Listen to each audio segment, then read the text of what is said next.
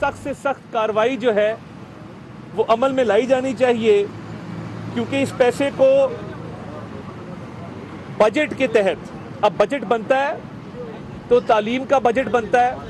तालीम के बाद बजट बनता है तो सेहत का बजट बनता है, इंफ्रास्ट्रक्चर डेवलपमेंट का बजट बनता है,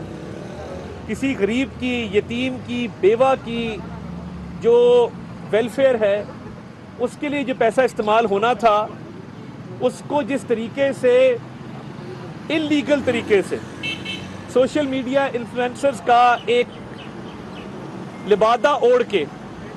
अपनी पार्टी के लोगों को भर्ती करके, अब ये नौकरियां जो 1100 नौकरियां अपने सोशल मीडिया के लोगों को तहरीक इंसाफ ने दी खैबर पख्तूनख्वा में, क्या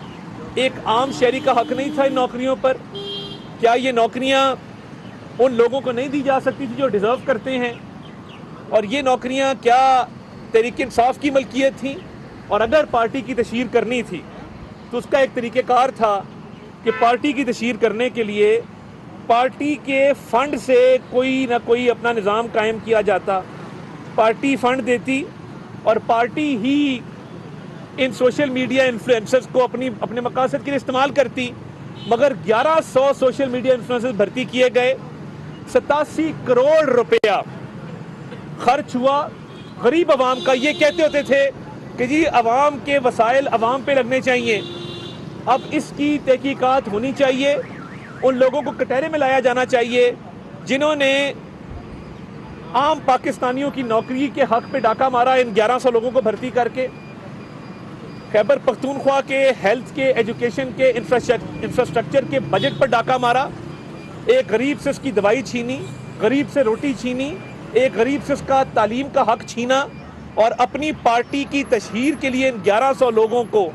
सरकारी खजाने से मुआवजा देकर इदारों के खिलाफ ट्वीटें करवाई गई, सोशल मीडिया कैंपेन चलाई गई। और ना सिर्फ ये,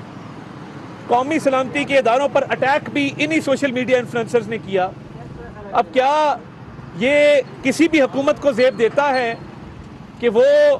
सरकारी खजाने से अपने पार्टी के लोगों को भर्ती कर कर इदारों पर हमले करवाएं, अपनी पार्टी की तशहीरी कैंपेन चलाएं? ये एक बहुत बड़ा स्कैंडल है, इसकी तहकीकात हाईएस्ट लेवल पर होनी चाहिए।